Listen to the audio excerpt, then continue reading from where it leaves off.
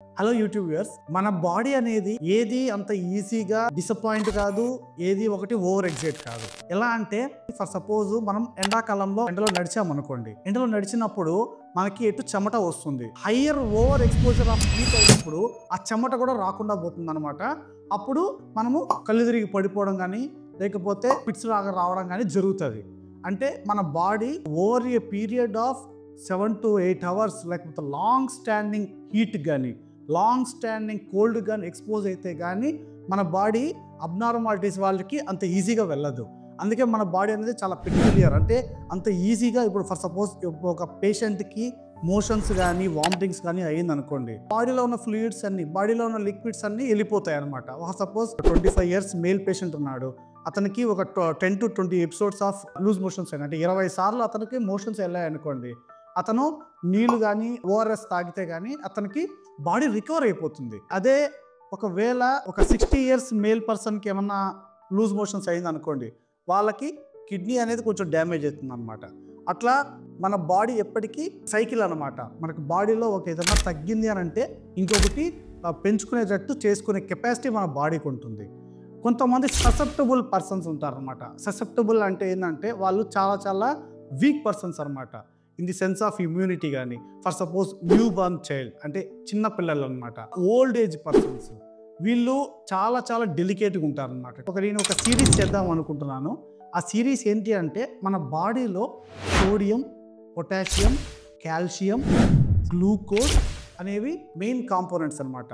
వీటిల్లో ఏ చిన్న అబ్నార్మాలిటీస్ ఉన్నా కానీ మనకి బాడీలో డ్రాస్టిక్ చేంజెస్ అనేది జరుగుతుంది అనమాట.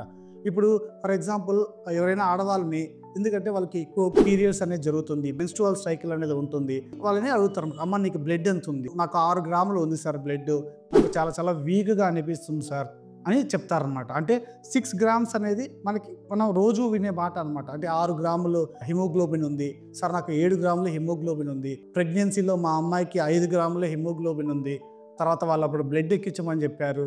లేకపోతే మా ఆయనకి కిడ్నీ ప్రాబ్లం ఉంది సార్, అతనికి ఓన్లీ 3 grams హిమోగ్లోబిన్ ఉంది, కిడ్నీ ప్రాబ్లం వల్ల బ్లడ్ బాగా తగ్గిపోయింది, క్రియాటిన్ బాగా పెరిగిపోయింది. అంటే ఇవన్నీ మన బాడీలో ఉన్న బయోకెమికల్ వాల్యూస్ అంటారనమాట. డాక్టర్లు బ్లడ్ టెస్టులు ప్రిస్క్రైబ్ చేస్తారనమాట. అంటే హిమోగ్లోబిన్ కానీ, లివర్ టెస్టులు కానీ, కిడ్నీ టెస్టులు కానీ, ఇవన్నీ ఏంటంటే బయోకెమికల్ వాల్యూస్ అనమాట. వీటిల్లో మనకి తేడాలు అనేది వస్తే మాత్రము మన బాడీలో ఒక డ్రాస్టిక్ చేంజెస్ అనేది జరుగుతుంది. బాడీ అనేది ఒక పెక్యులియర్, అంటే ఒక రిప్లినిష్ అనమాట. అంటే ఏంటంటే మన బాడీలో ఏమన్నా వాల్యూస్ తగ్గడం జరిగింది అనుకోండి, బాడీ ఈజీగా రీప్లినిష్ చేసుకోగలదు అనమాట, ఎక్కించుకోగలదు అనమాట. మన బాడీ దాని అంతటా అదే చేసుకోగలదు. ఎప్పుడైతే మన బాడీ తగ్గిన తర్వాత మన రీప్లినిష్ చేసుకోలేకపోయిందో, అంటే తయారు చేసుకోలేకపోయిందో, లేకపోతే అవుట్ సైడ్ నుంచి మనం ఓరల్ ఇంటేక్ అంటే ఫుడ్ ద్వారా కానీ లేకపోతే మెడిసిన్స్ ద్వారా కానీ మనం చేసుకోలేకపోయామో, అప్పుడు బాడీలో ఖచ్చితంగా ఈ చేంజెస్ అయితే మాత్రం వస్తుంది. ఈ చేంజెస్ అనేది ఓల్డ్ ఏజ్ పర్సన్స్కి చాలా పెక్యులర్గా వస్తుంది అనమాట. ఓల్డ్ ఏజ్ పర్సన్స్ చాలా ససెప్టబుల్గా ఉంటారు, ఎందుకంటే వాళ్ళకి ఏజింగ్ ఉంటుంది కాబట్టి వాళ్ళు వీక్గా ఉంటారనమాట. ఇప్పుడు నేను ఒక సిరీస్ చేస్తున్నాను, ఇది హైపో అండ్ హైపర్ సిరీస్ అనమాట. హైపో అంటే తగ్గడము, హైపర్ అంటే పెరగడం అనమాట.